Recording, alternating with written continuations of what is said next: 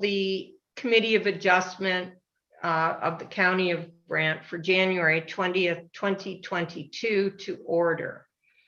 And I'd like to review the following ground rules prior to starting the meeting.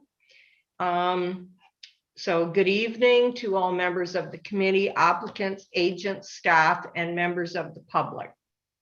As this meeting is being held electronically due to the COVID-19 pandemic, I will go over some ground rules of procedure for the benefit of members and the viewing public. This meeting is being recorded and streamed live via the County of Brant YouTube account.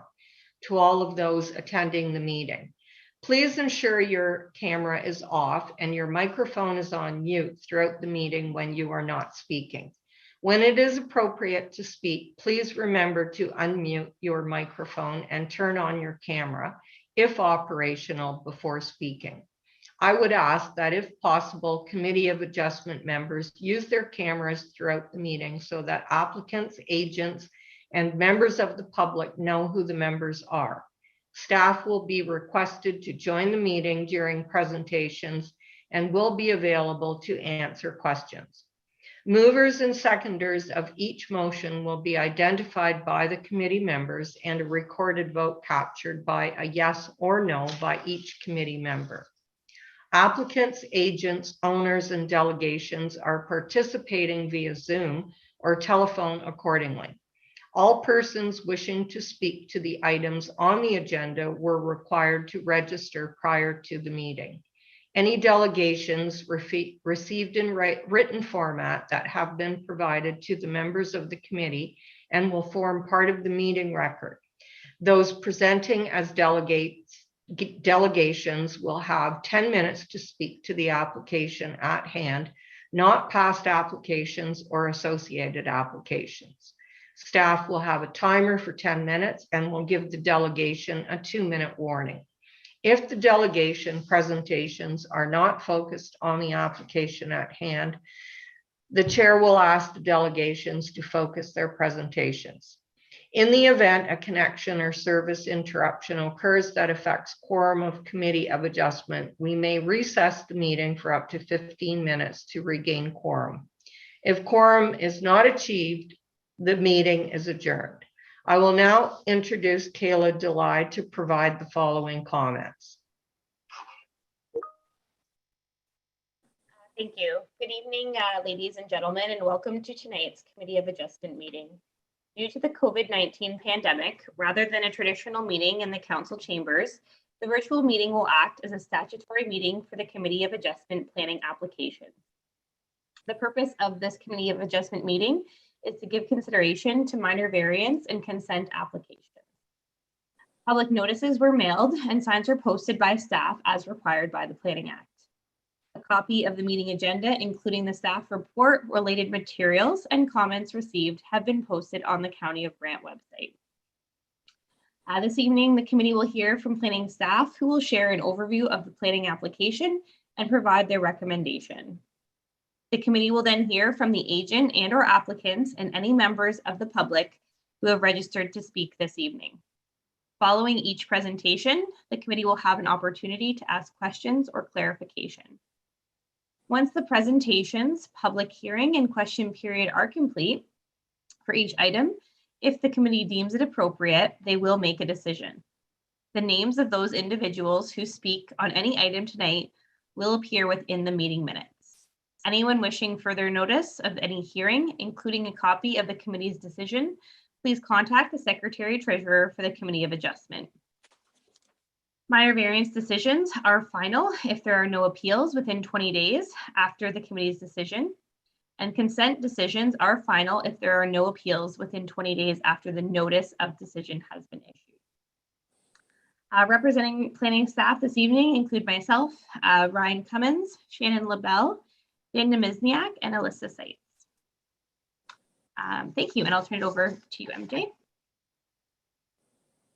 Thank you, Alyssa. I will now call each member. Please indicate by stating present if you are in attendance. Mary Jane Brown, present. Harry Emmett. Present. Bob Hamilton. Present. Daniel Zuloff, Present. Rebecca Smith, Present. Steve Schmidt, Present. John Vamus.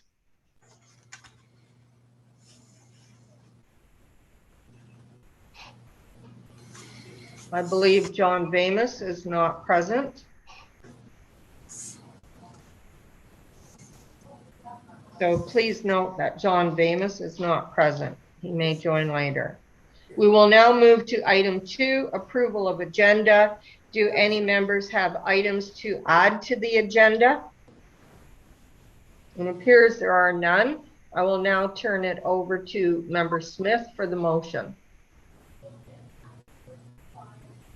Through the chair, I'll need a seconder on this motion with Member Vamus being away.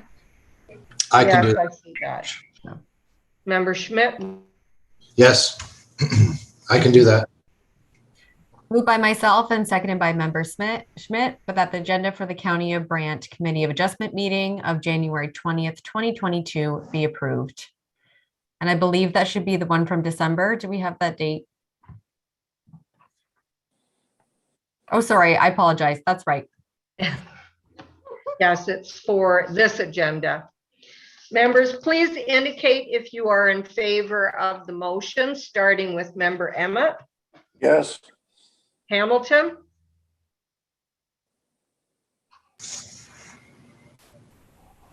Member Hamilton, you are muted. Yes. Member Zuloff. Yes.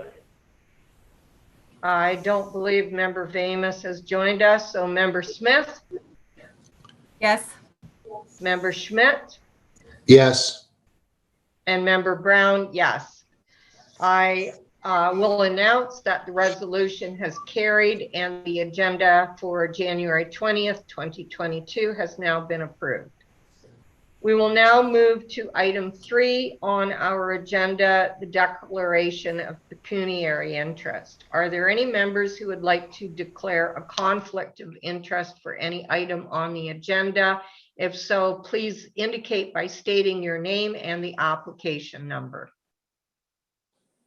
Member Zuloff, I've got a conflict with application A4021AW and B7321AW. That's for 77 Maple Avenue. Thomas Kamienski.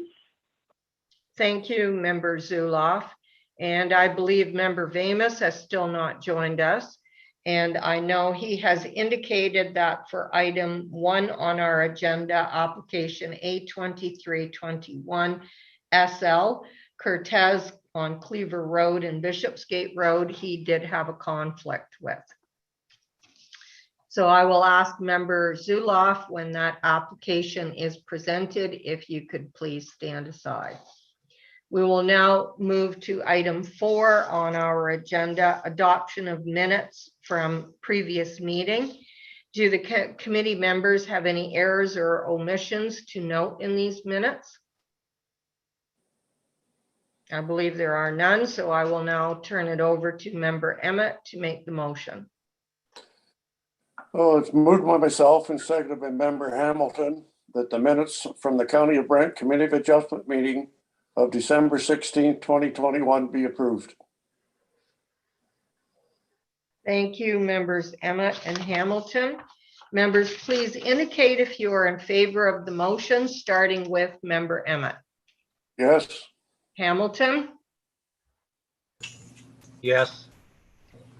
Zuloff, Yes. Smith, Yes. Schmidt, Yes. and Brown, yes. The motion to approve the minutes of December 21st, 2021 Committee of Adjustment meeting have been approved by the committee. We will now move on to our applications for this evening, and I will now introduce the item 6.1 application A23-21-SL. And there will be no further presentation on this application, and we are trying to render a decision on this application. And I believe the committee is making a motion noting that member Vamus, who is not present, has declared a conflict with this one.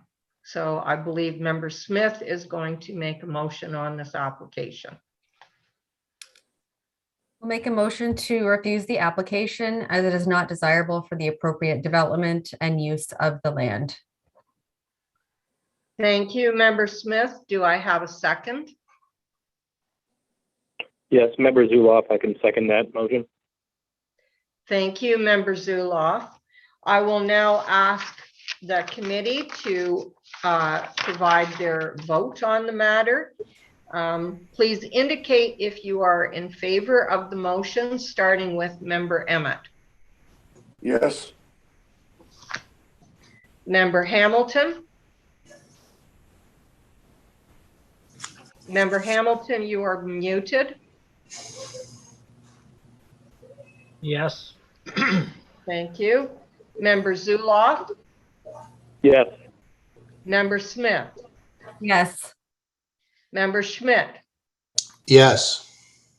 And member Brown, yes.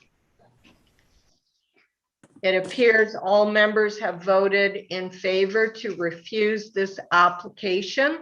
So the application has been denied by the committee. Thank you.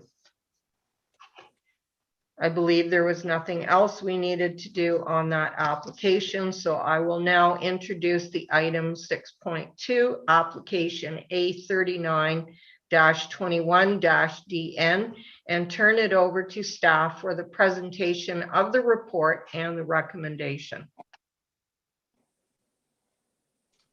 Thank you, Madam Chair. Just going to get myself sorted here. Just confirm you can hear me, you see me okay? Yes, Dan, I can see your presentation and I can hear you fine, and I assume most other members can as well. If anybody can't, please speak. Please advise now. Very good. So this is a minor variance application received for the property located at 576 Oak Park Road and 743. Specifically, this site, the committee members will recognize as the committee did approve a consent application perhaps about a year ago. Staff are recommending approval of this minor variance application. The subject lands, as previously presented with previous applications, are located in the northeast corner of Oak Park Road and Powerline Road, just north of the city boundary limits. The property lands or subject lands are identified in blue on the left side of your screen, and on the right side of the screen, we're specifically dealing with this area identified in red, or otherwise known as Lot C. So the official plan designates the entire subject lands as employment lands, and the zoning on the property is heavy industrial M3. The proposal is a minor variance application requesting a variance, specifically only dealing with Lot C, seeking relief from section 5.12 of the zoning bylaw, which requires a parking rate of 1 space per 100 square meters per gross floor area for a warehouse use, for a total of 188 spaces required, where a total of 125 parking spaces, or a rate of approximately 1 space per 151 square meters is being requested. And I'll just note that this site in its entirety has been undergoing in-depth review as part of site plan control application SP8 2020.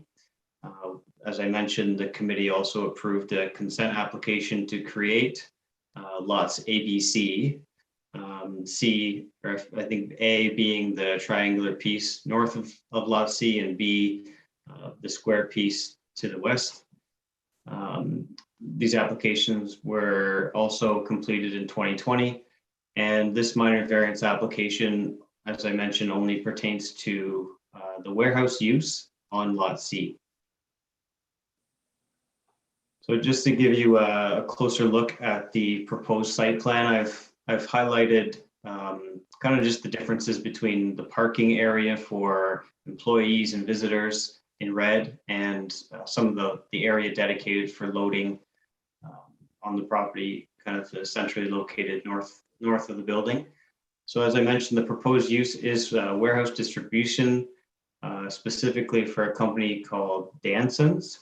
And this company specializes in grills or barbecue griddles, pellets, and related accessories. As included in your agenda package, the company Danson's did provide a statement acknowledging kind of what their parking demands are expected to be. And as noted in that letter, they anticipate approximately 30 full-time employees operating forklifts, pickers and packers, and a small number of administrative staff. So with that being said, comments received as part of the technical circulation have been reviewed, included in this report, and form part of the recommendation as required. At the time of writing this report, no public concerns or comments have been received. Review of this minor variance application has had regard for section 45(1) of the Planning Act, and the planning analysis confirms that the requested relief meets the 4 tests of the minor variance. And therefore is my professional recommendation that the Committee of Adjustment, that the minor variance application be approved. And I know our agent for the application is with us this evening, and we are happy to answer any questions. Thank you. Thank you, Dan, for your presentation and report. Do any of the committee members have any questions to staff?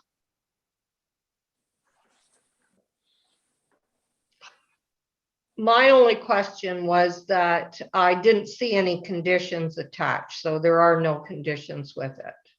Just confirming. Through you, Madam Chair, you are correct, no conditions. Thank you. I will now, since you have indicated that the agent or the applicant is present, I'll ask that they provide any further comments if they wish to add anything to the staff report. Great, thank you. Good evening, everyone. My name is Stephanie Murdich, and I'm an associate with MHBC Planning. We're working on this application with Flanka Contracting.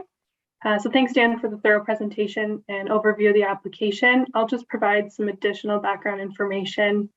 So as Dan noted, we've been working through a site plan application, which is ongoing and nearing completion. We were previously here at the committee for the severance, which was approved. The need for the variance was identified as we worked through the process, and the end user was determined, which Dan noted is Danson's, which will be a warehouse and distribution center for barbecues and accessories.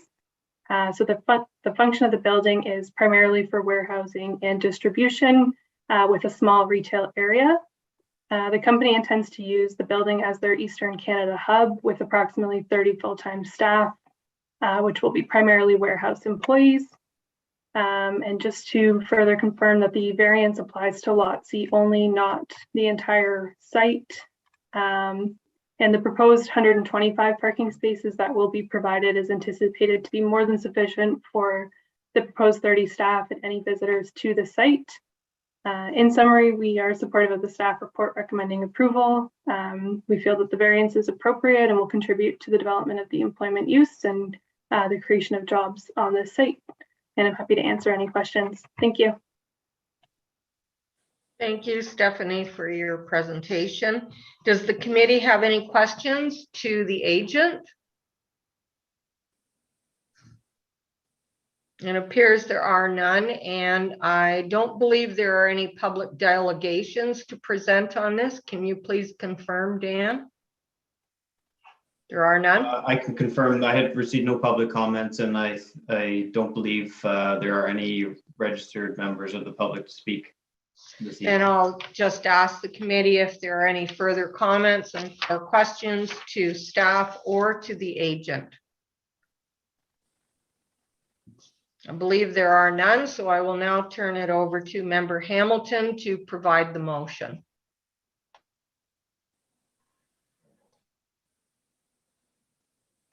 I believe you're muted, Member Hamilton.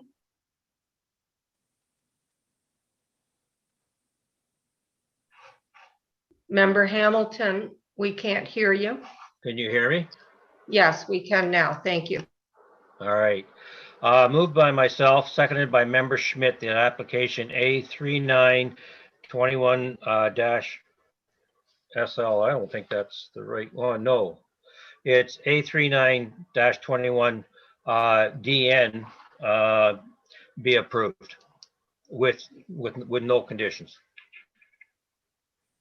Thank you, Member Hamilton and Schmidt. I will now call the vote. So members, please indicate if you are in favor, starting with Member Emmett. Yes. Member Hamilton, Yes. Member Zuloff, Yes. and I assume Member Vamus has still not joined us. Member Smith, Yes. Member Schmidt, Yes. and Member Brown, yes. The motion has carried. The application has been approved. Thank you, Dan and applicant Stephanie. I will now introduce the item 6.3 application B73 21 SL and A40 21 SL and turn it over to staff for the presentation of the report and the recommendation.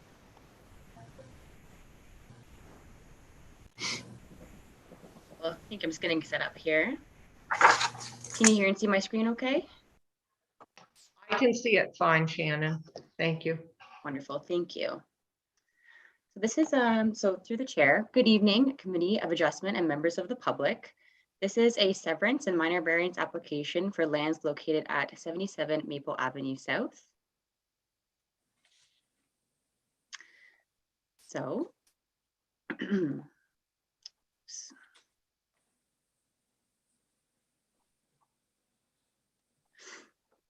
so this is to sever a dwelling deemed surplus with a frontage of approximately 52 meters and an area of approximately 0.22 hectares.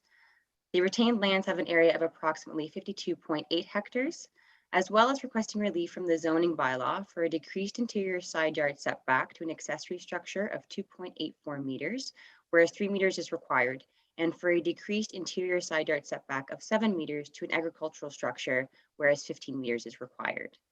These subject lands are located on the west side of Maple Avenue South and have frontage along the west side of Maple Avenue South. The subject property is surrounded by agricultural land and related uses in all directions. The subject lands are designated agriculture within the County of Brant official plan. The proposed severance and minor variance is in conformity with the County of Brant official plan for the following reasons. No new residential building lots will be created as the retained lands are to be rezoned to prohibit a dwelling. The retained lands are expected to be farmed as part of a larger farming operation. The severed and retained parcels have frontage along Maple Avenue South. The minimum distance separation formulae is able to be met. The severed parcel is large enough to accommodate private servicing. The accessory structures and uses are permitted on the proposed and severed lot. These subject lands are zoned as agriculture and a portion zoned natural heritage within the County of Brant zoning bylaw 6116. The portion subject to the severance is not within the natural heritage zone.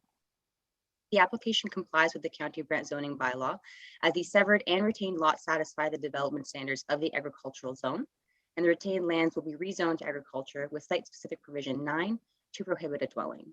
The minor variance is to request relief from section 4.4, table 4.4.1 in regard to a decreased interior side yard setback to an accessory structure, and to request relief from section 6, table 6.2.1 in regard to a decreased interior side yard setback for an agricultural structure. No public comments were received at the time of writing the report. The applicant will be required, as I mentioned earlier, to apply for a minor rezoning to prohibit a residential use on the retained parcel. It is my professional opinion that the application for the minor variance has merit, is minor in nature, appropriate and desirable for the development of the subject lands. The request is in keeping with the general intent and purpose of the zoning bylaw and official plan. I am recommending approval of the minor variance application subject to the attached conditions. It is my professional opinion that the requested consent application has merit. It is in keeping with the general intent and purpose of the zoning bylaw and official plan, I'm recommending approval of the surplus dwelling severance application, subject to the attached conditions. Thanks, and happy to answer any questions. Thank you, Shannon, for the report and presentation. Do any committee members have questions to staff on this application?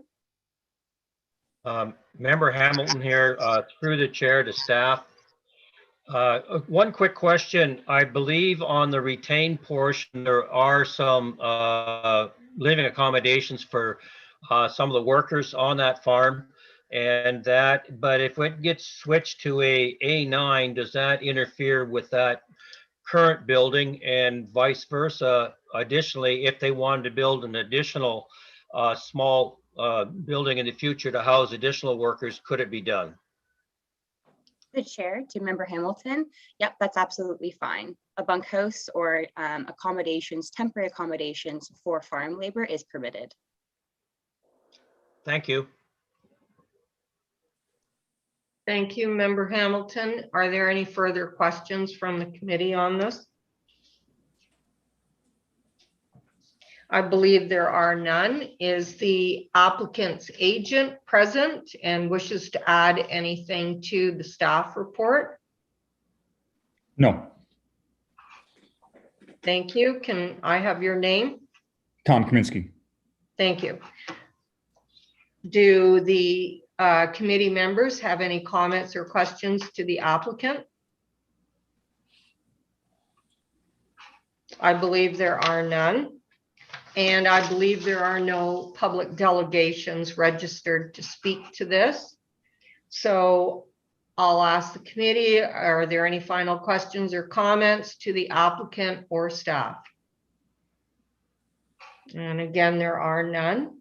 So I cannot turn it over to Member Vamus to provide the motion since he is not here. So I will ask, is there another member willing to make a motion on this? And I believe the original second was Member Emmett. Well, I could move it if you don't want, seeking a seconder. Yes, if you I can provide. second if you want. Member Schmidt will provide the second. I'll turn it over. Okay, it's moved by myself and seconded by Member Schmidt that application B73-21, was that the right? SL and A40-21-SL be approved? Yes. Yes. Perfect. Thank you, Member Emmett.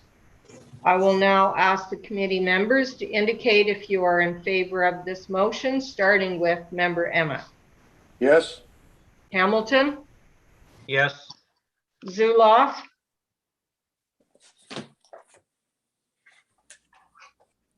I have a conflict with this application. oh yes, I can't sorry. vote on it.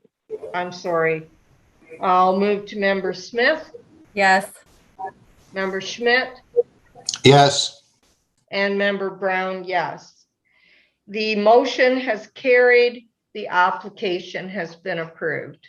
Thank you, Shannon and Mr. Komyaneski, for your presentations. Thank Thanks you. very much. I will now move to item 6.4 on our agenda, application B5421DN, and turn it over to staff for the presentation of the report and the recommendation.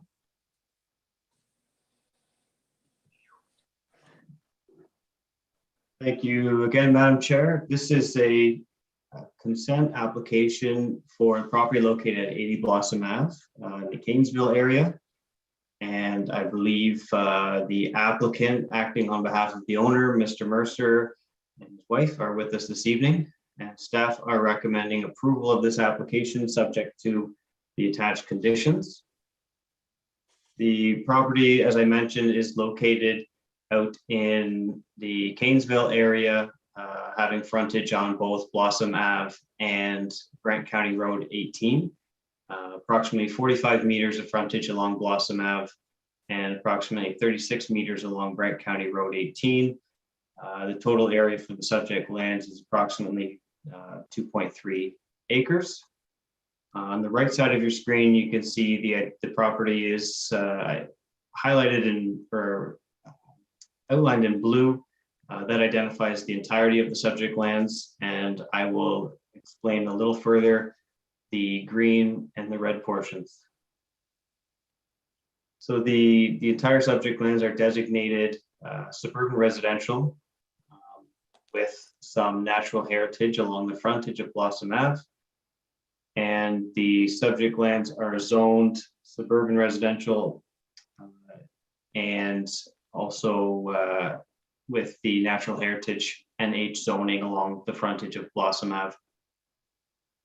So the proposal is a consent application proposing the creation of one new suburban residential lot, having a frontage of 36 meters along Brant County Road 18, a depth of 129 meters, and an area of approximately 4,500 square meters. The review of the application confirms that both the severed lands and retained lands, as shown on the chart on your screen, the minimum requirements for lot creation within the suburban residential zone are being exceeded for both the severed and the retained lands. Just some conditions that I'd like to run through with the committee. These are number 3, number 4, and number 5.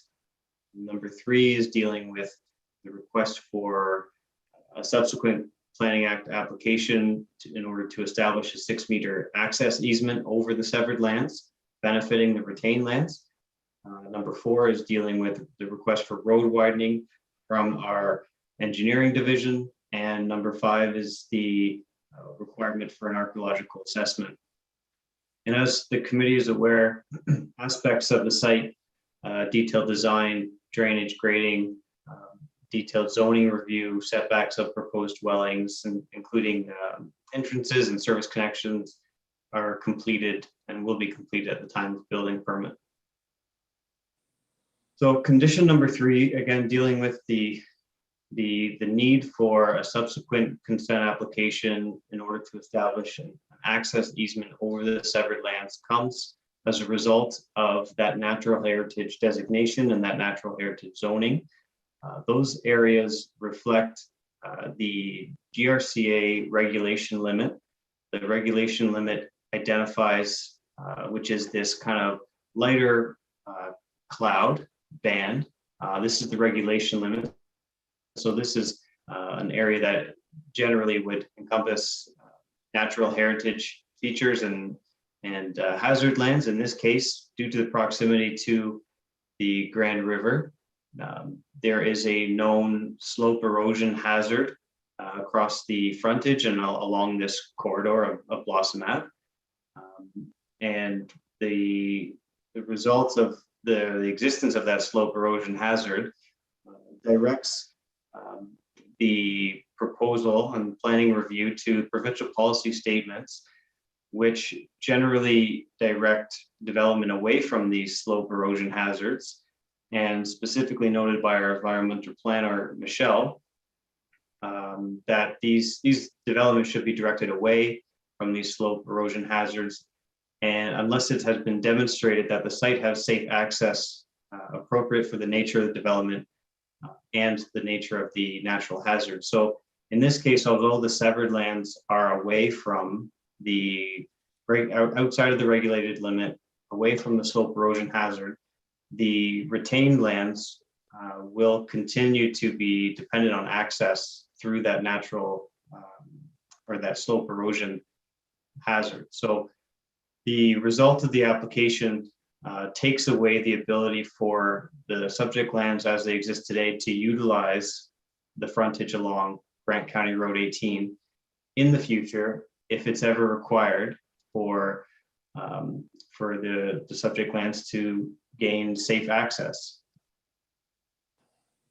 The condition number 4 relates to request for road widening. As the committee knows, this is a standard request from our development engineering division when we are dealing with planning applications. The image on the screen identifies these light green areas. You can see how the property lines kind of dip in and little strips are cut out. And what's that identifies is previous road widenings that have been taken through previous applications, typically taken through consent applications. This application is no different. The engineering division has requested road widening be taken along the frontage of Blossom Ave. And as we know, taking road widening does not necessarily mean immediate construction or widening of that road, but it does allow for the county to own that land for when and if improvements are warranted. The third condition I want to discuss is condition number 5, and this is the archaeological assessment condition. The image on your screen reflects generally the archaeological resource area, also known as Appendix 1 in our official plan documents, and the subject lands are located within, or a portion of the subject lands are located within. However, the policies do allow for the County of Brant to request archaeological studies if the lands are adjacent to or nearby, or if there are other known findings outside of the resource area. So as a standard condition of consent, as the committee has seen before, an archaeological study will be required, starting with a stage 1 or a stage 2, and ministry acceptance based on the findings of the report. So through comments received through the technical circulation have been included in the staff report for the applicant and the committee's consideration. No comments from the members of the public were received as part of the circulation. I will note that the applicant did provide some in-depth comments and concerns, which I feel have been, addressing the comments or the conditions included with the approval of the application, I feel do provide a response to some of those concerns. Review of this consent application proposing the creation of a new lot has had regard for Section 51 of the Planning Act and the criteria to be considered when reviewing consent application. The lot creation is compatible and consistent within the context of the existing development. Conditions recommended with the approval ensure that development proposal is consistent with the hazard lands policies of the provincial policy statement. The application is consistent with policies of the growth plan, and the application is in conformity or compliance with the general intent of the policies of the official plan and zoning bylaw. And therefore, is my professional recommendation to the committee that this application be approved subject to the attached conditions. Thank you. Thank you, Dan, for the presentation and your report. I'll ask the committee members, do they have any questions to staff on this application? Member Zuloff, through the chair to staff. Please go. Yeah, just about the road widening condition, I had a question there. Because the road widening that's contemplated here, that's on Blossom Avenue, correct? That's the area that's within the protected slope area? Through you, Madam Chair, yes, that's correct. Okay, and then I know there's not immediate actual widening of the road, but that's so the county owns that land if they need to widen in the future.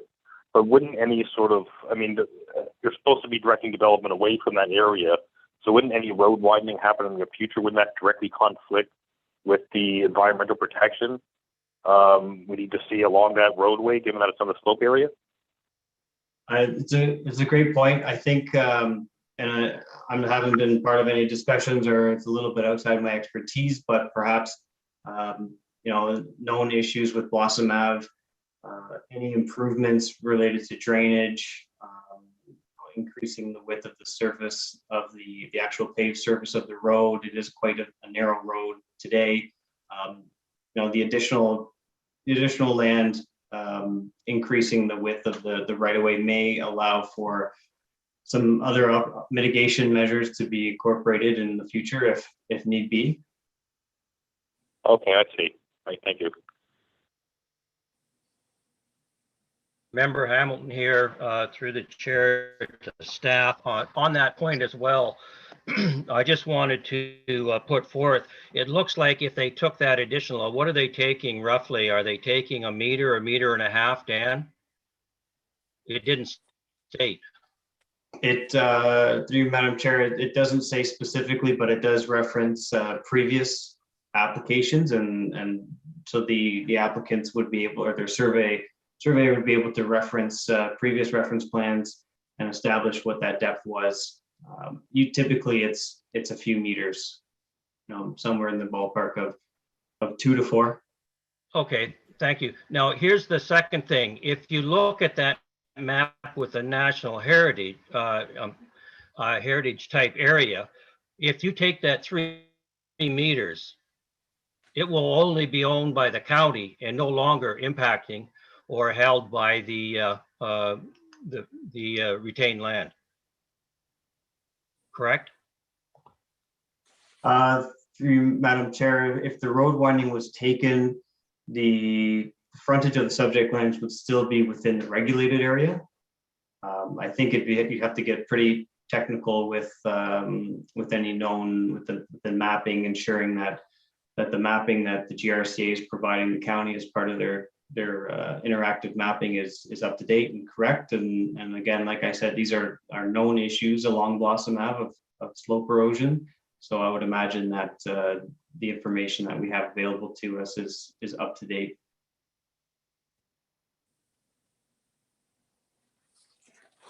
I live and drive on that, and I've done it for the last almost 70 years.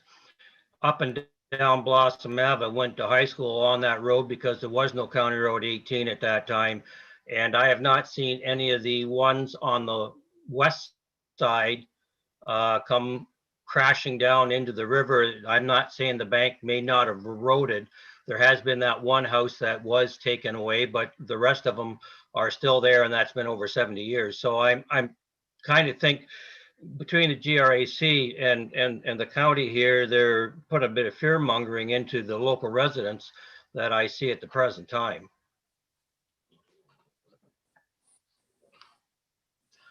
So just a comment. Are there any further comments from the committee members? I have a question, if I can. through the Yeah, chair. Please. Oh. Go ahead, Member Smith. Through the chair to staff, do you know, I see there's 2 other lots that will basically be adjacent or abutting this proposed severed lot on Brant County Road 18. I think they're lots. I can't really tell by the aerial map, but do you know if they have a similar easement across those lots as well? If they are separate, I can't really tell. Perhaps I can share my screen to help. Please go ahead.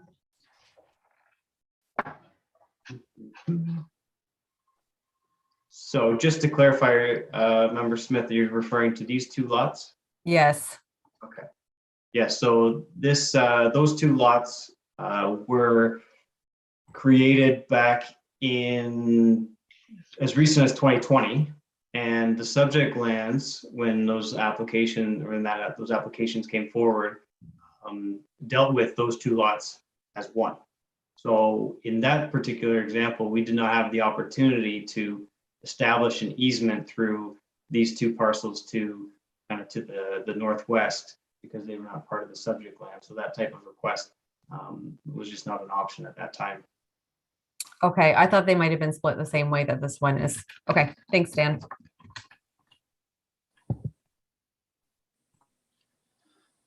Dan, just on that point there, through the chair, I guess to Dan, what has changed in the last year to do that? Because that lot, and this one split into 2, and 2 brand new houses have been went in there, which would be right beside the one that's presently tentatively going to be if this severance does go through. It's through Madam Chair, similar response. So we through Planning Act application, we're dealing with the boundaries of the subject lands as they exist on the day.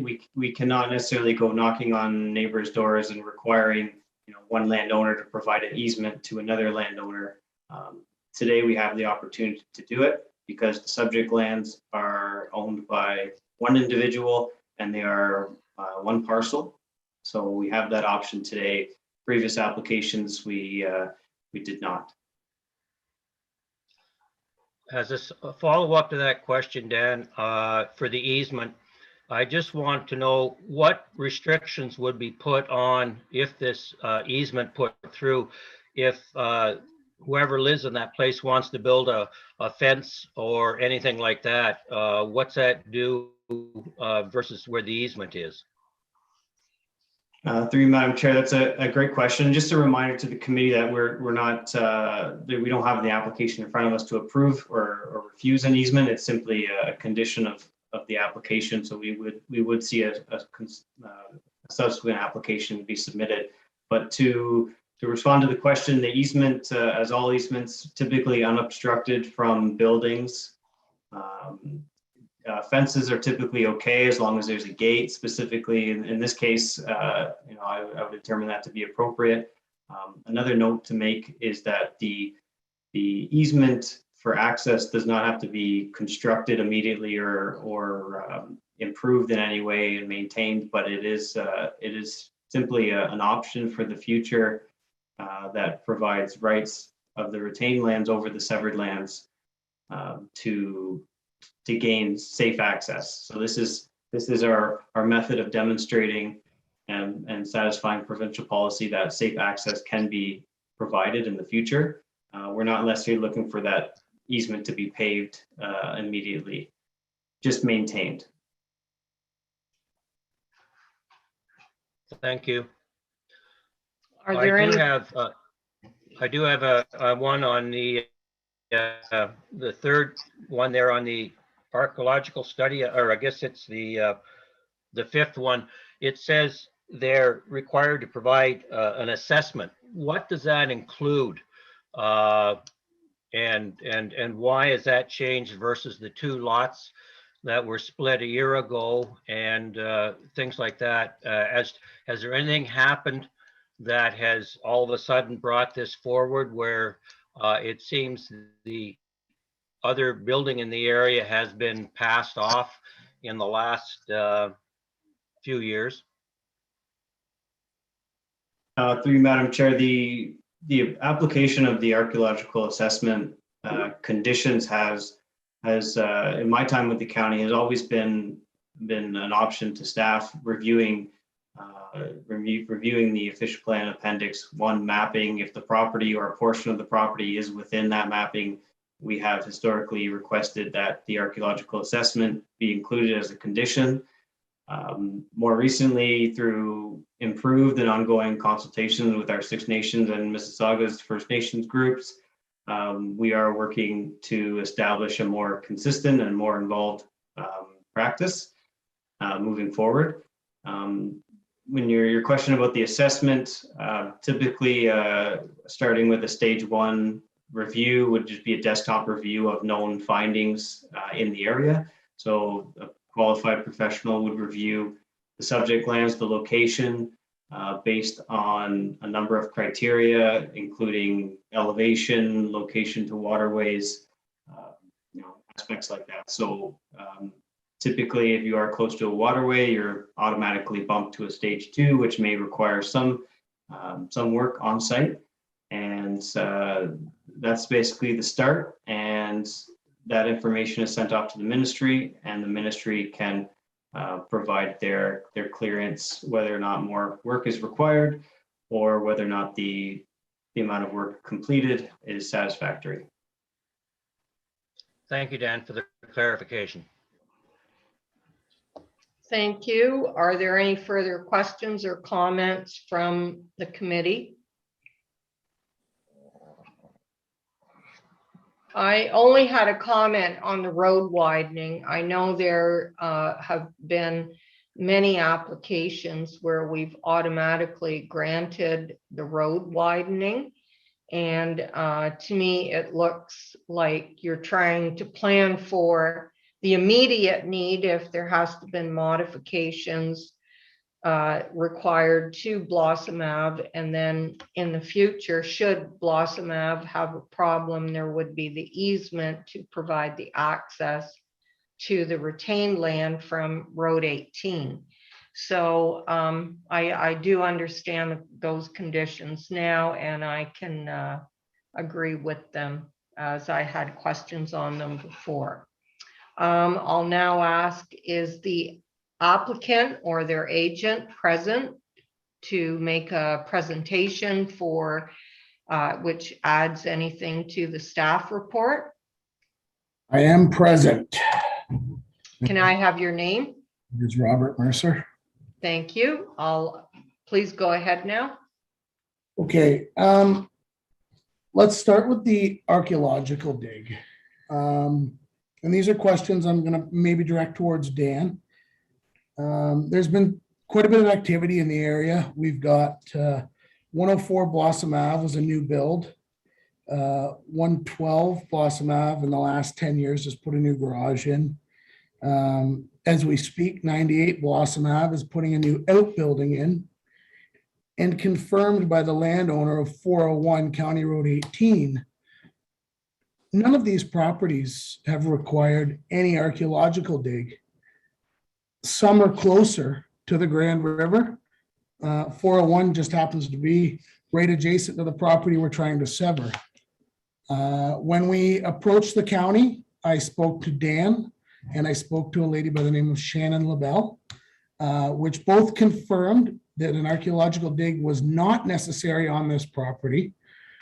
We filled out the application for severance form, had it signed by the county office, and a archaeological dig was not necessary, and everybody signed off on it. It's only a matter of weeks, maybe 2 weeks have gone by, that this archaeological dig has come up. I'm asking one for clarification why our property, when we try to sever this, is asking for a archaeological dig and the others haven't. And the other question I'm asking is I'd like the council to maybe treat us fairly as everyone else was treated. Can I ask you to respond to that question, Dan?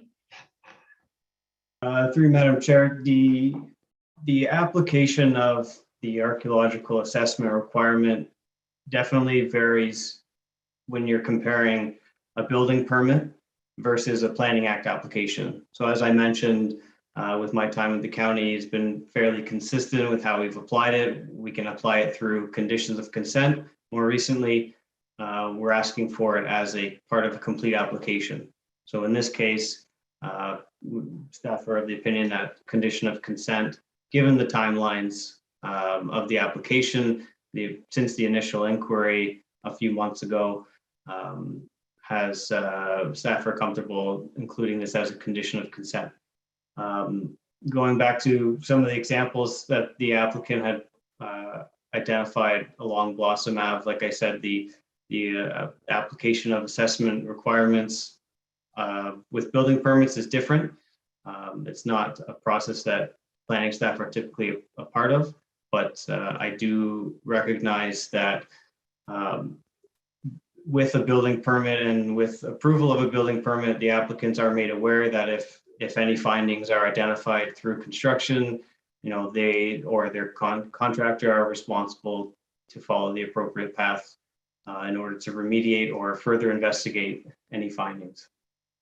As for previous discussions of identifying or requiring or not requiring the archaeological assessment at the preliminary inquiry stage, I can't provide any comments. I feel like I've provided the explanation to the committee and to the applicant already this evening. Thank you, Dan. Does the applicant have any further comments or to add to the presentation? I do. I think that's a great idea, what Dan mentioned, that we go to, if this severance goes through, that we go to a situation where if something's found, then yes, we reach out and follow through with the proper way of dealing with it. I think that's a great idea, Dan. I'm going to move on to the easement. I'm told the easement is because we're taking one lot and severing it into two lots. The county is asking, or sorry, the planning department and the GRCA are asking for a 6-meter easement along the side of the property from Blossom Ave to County Road 18. This is for exit, rear egress for 80 Blossom Avenue. We're going to go over to 104 Blossom Avenue first and start there. That property is 70 feet from the front of the driveway to the riverbank. And they allowed to build a massive new family home. And the rear of the property backs onto the side of a bridge. So unless the county plans on putting an overpass in, there is absolutely no way for that family to get out of their home. Perchance the slope failure on Blossom Ave happens. The property at 80 Blossom Ave, where we're trying to sever a lot off the rear, is approximately 190 feet from the front of 80 Blossom Ave's driveway to the riverbank. And they're asking for a form of egress for this home to go out the back. I understand there's different paperwork that goes through when you're creating a lot to applying for a building permit. But as a planning department, I think the plan should still be there that these folks need to have a way that they can get from their multi-million-dollar home out to a safe road. While we also look at this easement for a form of egress for 80 Blossom Avenue, I think it's important that we also look at all the homes that back onto the west side of Blossom Ave that the concern of slope failure is. And I ask that the planning department, if they have this plan going forth for 80 Blossom Avenue, they must have a plan in place for all of these homes to safely have a form of egress off of Blossom Avenue if there is a slope failure. So I'm asking if they could include 80 Blossom Avenue in that form of egress to get off their property and not need this 6-meter variance. I'm also asking for, we're going to go to 401 County Road 18. That was one lot and was severed into two lots. At the time, why could the planning department not put in an easement right in the middle of that lot to allow safe exit for the two homes adjacent to 80 Blossom Avenue? They're now in a situation where they're landlocked if the slope fails.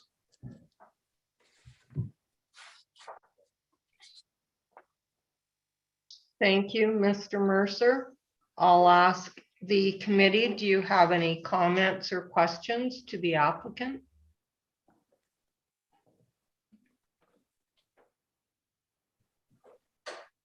I believe there are none from committee members, and you are presenting as the applicant, so I don't believe there are any public delegations presenting. If Dan could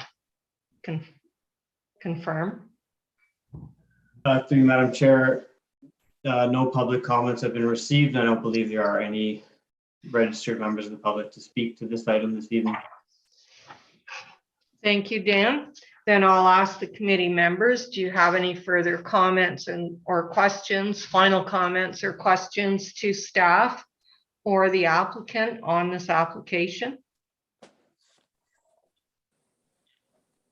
I believe there are none, so I will now turn it over to Member Zuloff to provide the motion. Well, I'd like to know if any of the other committee members have any motions they would want to make in regard to these conditions. Are there any changes to the conditions that anyone wants to put forth a motion on? It appears there are none. Okay, then I will make a motion to approve the application as outlined in staff reports B7421DN. And that is seconded by Member Schmidt. That is, yeah, that is correct. Thank you. With your motion includes the conditions as currently worded. Yes, that's right. Thank you. I will now call the vote. Members, please indicate if you are in favor of the motion, starting with member Emmett. Yes. Hamilton, Yes. Zuloff, Yes. Smith, Yes. Schmidt, Yes. Brown, yes. The motion has carried. The application has been approved. Thank you to the staff and the applicant for the presentations and the committee for the motion and vote. I will now move on to introduce the item 6.5, application B31 21 KD, and turn it over to staff for the presentation of the report and recommendation. Thank you, Madam Chair.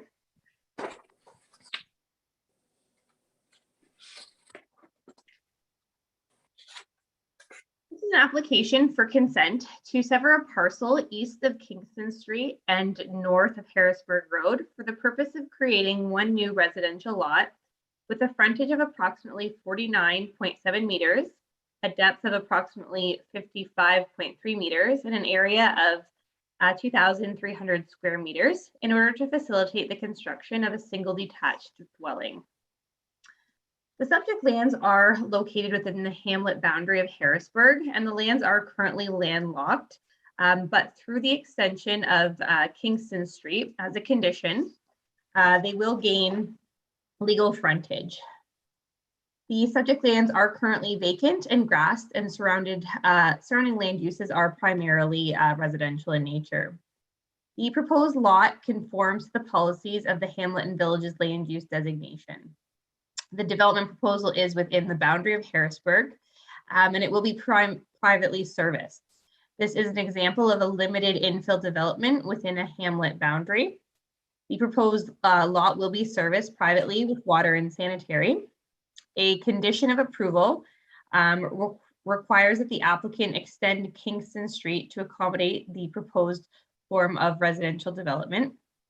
The subject lands will have access to a range of amenities, commercial parks, which contribute to a complete community. But the proposed lot is consistent with and compatible with the surrounding land uses. Planning staff are supportive of the consent application. It is consistent with provincial policy, conforms to the growth plan, and in conformity with the County of Brant official plan, and complies to the zoning bylaw. Planning staff are recommending approval of the application subject to the attached conditions. I'm happy to answer any questions the committee may have. Thank you. Thank you, Kayla. Do the committee members have any questions or comments to staff on this? Member I've got- Hamilton, go ahead. Emmett does as well, so doesn't matter. Okay. Go ahead, member Emmett. The cul-de-sac is going to be part of the severed parcel, correct? Just question to staff. Through the chair to member Emmett, the cul-de-sac will be a requirement of the construction of the road. So yes, the applicant will be required to construct the cul-de-sac. Okay, thank you. Now, the diagram that was circulated in the package shows that the cul-de-sac is taking up quite a large parcel of the proposed severance. So is that going to mean that there'll be probably a minor variance or something down the road if they go to build a house or anything else? Through the chair to member Emmett, the agent Bob Phillips is on the line, and through discussions with him, we understand that they do have the appropriate space to meet the zone requirements without requiring a minor variance. But I will turn it over to Bob to confirm with the committee. Thank you, Kayla. If Mr. Phillips is present, perhaps he can address this now. Thank you, Chairman Brown, members of the committee. Bob Phillips from Cahoon Engineering. This is an application by David Kitchen on Kingston Street in Harrisburg. The proposal is to extend the road and construct a cul-de-sac. We've been through extensive discussions with public works staff, and we are working towards providing an easement as well as the extended municipal road constructed to municipal standards.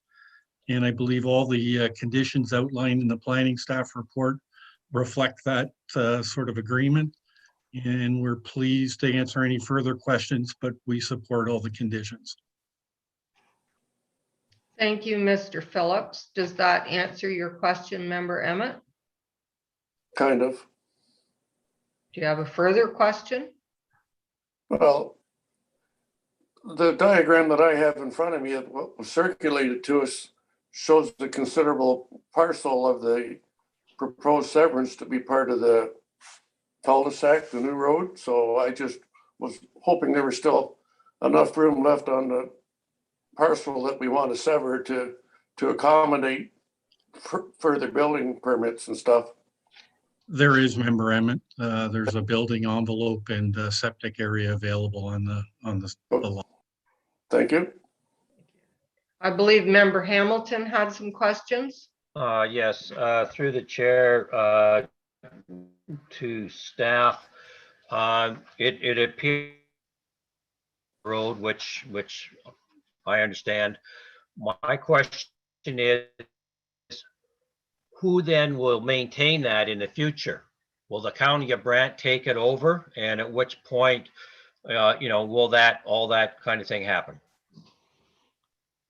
Thank you, Member Hamilton. The responsibility to build the road is with the applicant, David Kitchen. Once the construction has been completed, inspected, and verified by the county, it will be transferred to the county for their maintenance. If you can appreciate, presently Kingston Street just dead ends at the northern limit of the severed lot.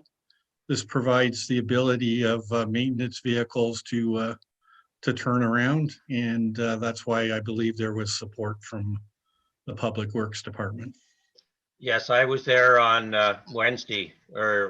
Tuesday, and I drove right up to it and that, but I'm just wondering. And then I guess secondarily to staff, with the cul-de-sac versus just a laneway going to the an extended laneway going into that, is there future development considered in the future on that area around the cul-de-sac that may not belong to the current landowners? Through the chair to Member Hamilton, through discussions with our operations division, it was determined that the cul-de-sac is the best route to take in terms of extending Kingston Street, and it was not favorable to extend it all the way out onto Harrisburg.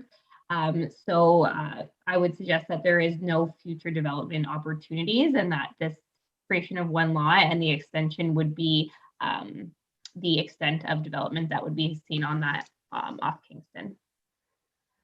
Thank you.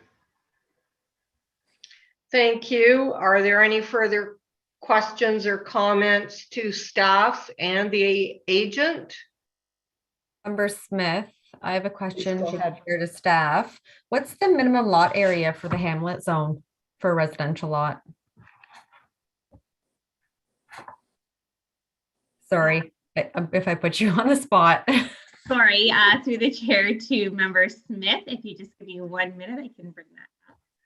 Could you just repeat your question again, please? Yeah, just the minimum lot area for a residential lot in the hamlet and village zone. So I think it's the RH zone. Okay.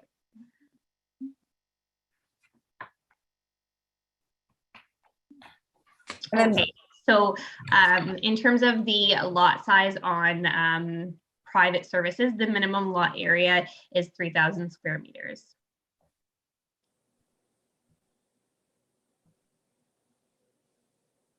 Okay, so I just did quick math and it doesn't look like it'll meet the lot area. So I think there was a note that they have to come back once they have the actual plan. So I just want to make a note of that maybe that's something that they might have to come back for. just a note. So I'm sure when they actually do the plans for the lot, just to make sure it fits. Because I think once that cul-de-sac comes out of there and they have to meet their front yard depth, they're going to be pretty tight on that property, it looks like.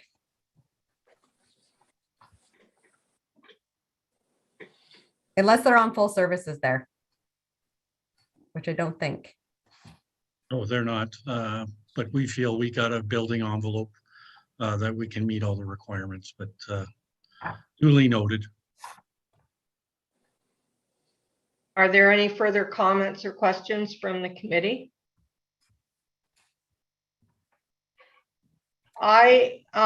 In referring to following up to Member Emmett's comments and questions, he was referring to the sketch. It's on page 141 of our package. And I had wondered about that too, the way the lot line was drawn for the severed parcel. It goes right to the end of that cul-de-sac. I did view the site, but I only I went down Harrisburg Road and looked across. Was there a reason, possibly, Mr. Phillips, you could answer, that it's drawn that way? Is there a reason you can't make the severed parcel a little larger and reduce that retained parcel? Because there is quite a bit more area, it looks like, on that sketch for the retained parcel, unless the house is located to the proposed lot line on the retained parcel. You take a look at page 13 of the planning staff report. And Okay.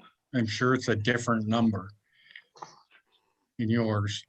There's actually a modification that was made to the actual configuration of the lot. It's a slightly different shape, and that took into some existing features on the retained parcel, as well as the discussions about the lot area.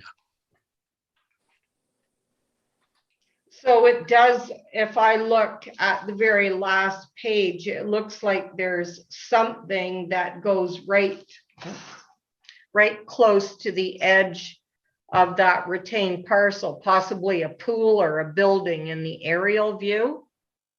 That's why the lot line was drawn that way. That's correct.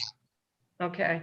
So, sorry, if I could just jump in through the chair, Member Brown, I would suggest that based off of our conversation, if we could add a condition in just into the approvals that suggests that all zoning requirements must be met for the severed lot. I know that the design work for the road is underway, but just for the condition to be added to ensure that the zoning frontage and lot area is met in order to finalize the severance application. So you would add it as condition 11, or there's nothing there to be modified then, right, in the existing ones? That's correct. This could be added as a new condition that all zoning requirements are satisfied for the consent application. Okay, thank you. That answers my question then. I'll then ask the committee members, are there any further comments or questions on this application? I believe there are none. I will now, and I don't believe there were any public delegations. If you could just confirm, Kayla. Through the chair, no, there are no public delegations. Thank you. Then I will turn it over to Member Emmett to provide the motion. Okay, just before I give the motion, I need a clarification of your new condition 11. Was that to state that the severed lot would meet all requirements of the proper zoning for that area? Through the chair to Member Emmett, yes, that is correct. Okay, if that's the way it is, I'll make the motion that I moved by myself and second by Member Schmidt that application B31-21-KD be approved, including the new condition. Thank you, Member Emmett and Member Schmidt. I'll now call the vote. Members, please indicate if you are in favor of the motion, starting with member Emmett. Yes. Hamilton, Yes. Zuloff, Yes.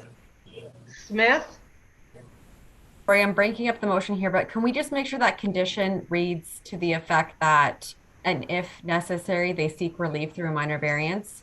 Because otherwise, if it's worded to the fact that they have to meet zoning, I don't think they're going to meet zoning, so it won't go through. So I just, as long as that's in that condition, if everyone's happy with it, Yes. then yes. I agree. Is that okay with you, Kayla? Okay. And member Schmidt, Yes. member Brown, yes.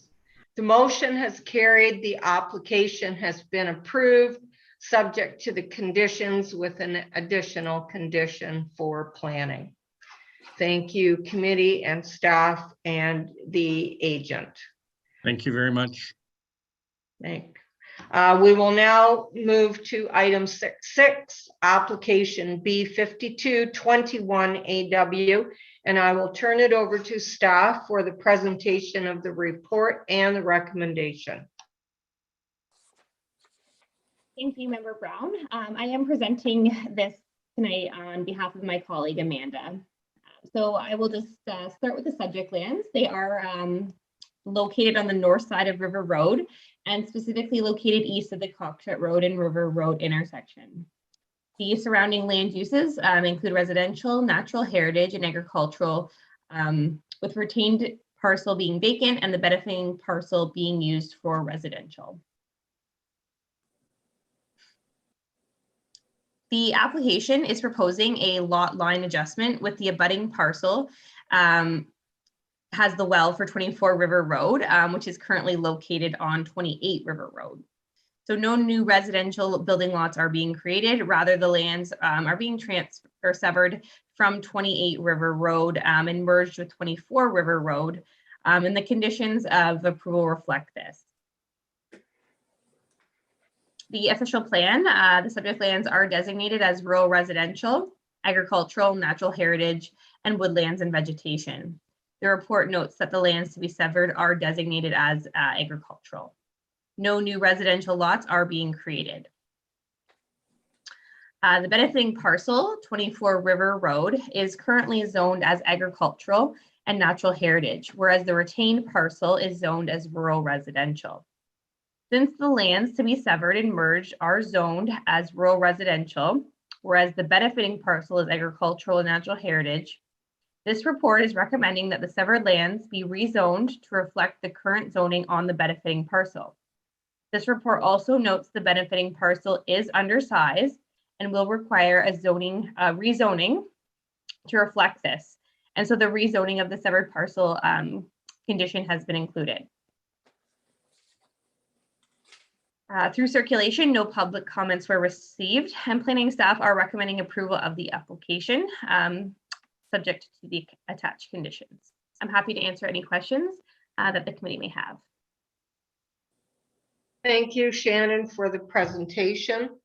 I'll ask, do the committee members have any questions or comments to staff?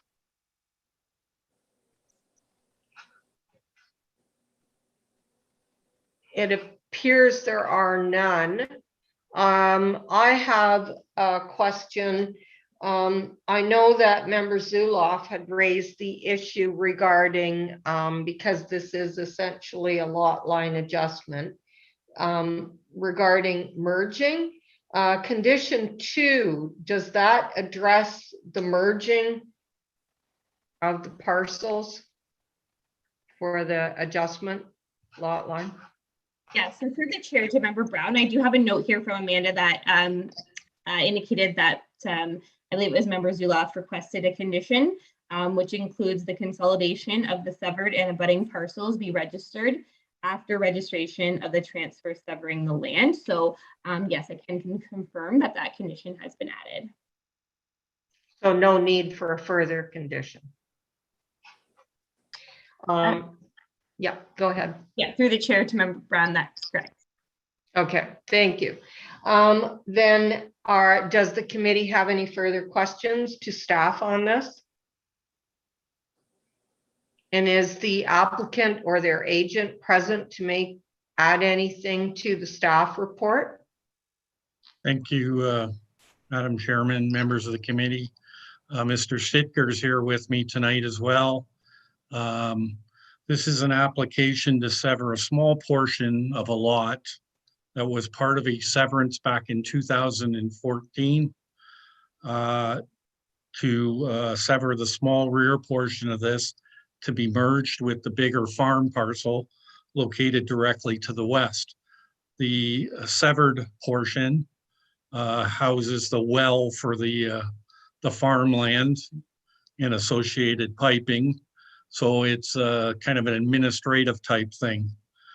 We've generally reviewed the planning staff report, and although I think I can see technically why they're asking for a rezoning, because the small portion is zoned residential and the farm is zoned agricultural. But I really don't see any drawbacks about because of the size of the parcel, about mixed zoning on a property. You know, certainly there's many areas within the county where dual or split zoning exists on properties. The fact that this went through a rezoning in 2014 to create the two lots, as well as the existing undersized agricultural piece, it just seems like it's a little bit of an overkill to require a rezoning again on the agricultural portion. We're enlarging it by a very small amount, just this piece that houses the well.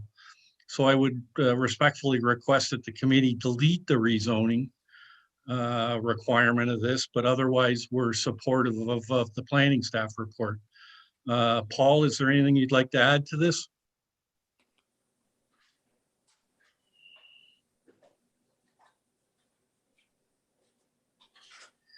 Is Mr. Stitker available to speak to this?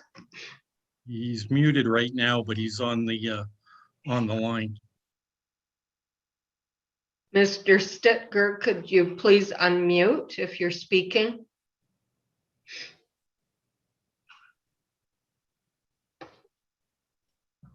I think the biggest concern is there's a substantial cost involved in the rezoning. And obviously the time to get it done. And that's why, we'd like it removed from the conditions. Just as a question, you're referring to both conditions 5 and 6 because they both refer to rezoning. Yes, that would be correct. Yeah. Okay. If Mr. Stitker can't speak to that, I would ask staff's comments on that, if Kayla could speak to it. Brown. So planning staff are of the opinion that the rezoning application is required. The lot, which would be at this time legal non-conforming, will be altered, and that legal non-conforming status will be gone. Therefore, the new lot size will be required to be recognized. And the split zoning, of course, is seen throughout the county on different properties, but this is an opportunity to clean things up, since the undersized parcel is also needing to be addressed. So planning staff are of the opinion that the one planning application for a minor rezoning would address all deficiencies. And we would require that it be included in the conditions. Thank you. Are there any committee members that wish to speak to that?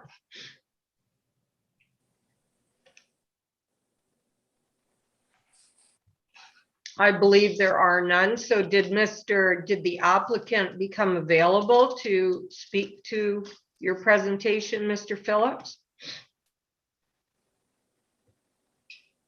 I don't think he's able to unmute himself. Okay. Then I assume there are no public delegations to speak to this application. So I will ask the committee, are there any final questions or comments? Oh, Member Zuloff, through the chair to staff, I just wanted clarification with that. Okay, the applicant's talking about not rezoning the severed parcel from rural residential agricultural. So what would happen there? So if it didn't get rezoned, we have a severance parcel of land, you know, it comes into existence, the severed parcel, you register a consolidation, the severed parcel, which is zoned is rural residential, becomes part and parcel with the agricultural land. So they join into one parcel. But part of that parcel is zoned agricultural and part of it is zoned rural residential. Like, how would that work when the consolidation's registered if it wasn't rezoned? Would that mean they technically could utilize part of the property as residential? Through the chair, I would suggest that that small parcel of rural residential wouldn't have frontage, so it would likely just continue on as being used for agricultural. So it would just make sense to clean up the zoning at that time. But otherwise, if community chooses not to do so, then there would just be that split zoning on the property. I don't see there being any development potential as a result. do you have any further questions, Member Zuloff? No. Do you have a comment to add regarding that condition? No, I don't. I'm supportive of that condition. I just wanted to get some clarification on whether one parcel could have two different zonings within the same parcel like that. Thank you. Are there any further questions or comments to the staff or the agent? It appears there are none. So I will now turn it over to Member Hamilton to provide the motion. I'll note that Member Vamus was listed to second. He is not present. Can I ask another committee member to provide the second? I can second. Member Zuloff. Member Smith, if you can second. Yes. So Member Hamilton, can you provide the motion now, recognizing Member Smith is the new seconder? Thank you, Chair. Moved by myself, seconded by Member Smith, that application B52-21 AW be approved as of the current conditions that have been put forward for the Committee of Adjustment. Thank you, Member Hamilton and Smith. I'll now call the vote. Members, please indicate if you're in favor of the motion, starting with Member Emmett. Yes. Hamilton, Yes. Zuloff, Yeah. Smith, Yes. Schmidt, Yes. Brown, yes. It appears the motion has carried. The application has been approved with the conditions. Thank you to staff and the agent for the presentation. I will now introduce item 6.7, application B74 21 KD, and turn it over to staff for the presentation of the report and the recommendation. Thank you. Through the chair, this is a boundary adjustment application to sever a landlocked parcel having an area of 1.46 hectares to be added to the draft plan approved Losani subdivision abutting the subject lands to the south. The subject lands are located on the south side of Beverly Street in St. George, and the lands currently contain a single detached dwelling and farmlands, which are proposed to be developed for residential purposes. The original plan of subdivision and zoning for the subject lands was submitted back in 2008. But the application has been on hold given the ongoing LPAT hearings with the adjacent lands and given the servicing constraints in St. George. Since that time, The proposal has now been altered slightly for the northerly portion, but it has always continued to include the future development block shown with the red arrow being severed, transferred, and incorporated into the adjacent lands.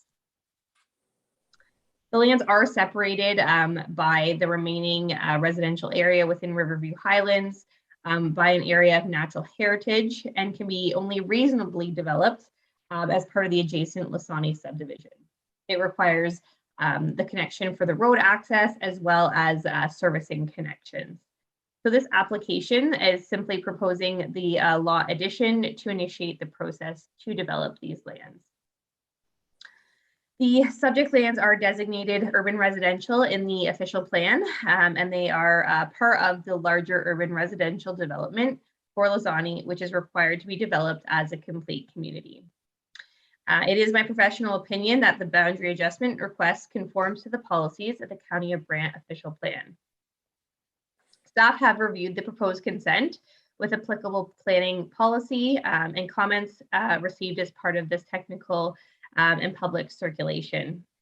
It is my professional opinion that the consent application is technical in nature to facilitate the development of a landlocked parcel, and therefore I do recommend the application be approved subject to the attached conditions.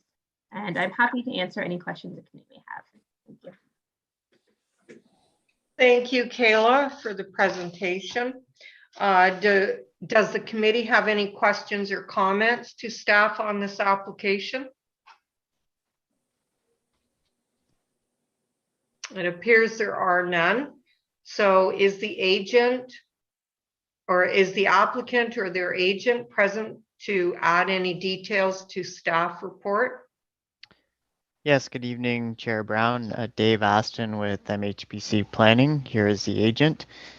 No additional comments. I appreciate the presentation, and we've reviewed and clarified the conditions with staff and have no concerns. Thank you, Mr. Aston. Does the committee have any questions to the agent? Again, it appears there are none. And I assume there's no registered public delegations for this application. For the chair, no, we do not have any delegations. Okay, thank you. And I guess are there any final questions or comments to staff or the agent on this? It appears there are none, so I will now turn it over to Member Smith to provide the motion on this application. Moved by myself and seconded by Member Hamilton, the application B74 21KS be approved as outlined in the report. Thank you, Member Smith and Hamilton. I'll now call the vote, and members, please indicate if you are in favor of this motion, starting with Member Emmett. Yes. Hamilton, Yes. Zuloff, Yes. Smith, Yes. Schmidt, Yes. Brown, yes. The motion has carried. The application has been approved. Thank you. Thank you. The next meeting is scheduled for February 17th, 2022. And prior to requesting a motion to adjourn, I'm not sure, and I'll ask Kayla if Matt Vaughn is available for further discussions as we started at the beginning of the meeting. Or I guess we could just stop our live recording now, but Okay. we will go into some of our just housekeeping items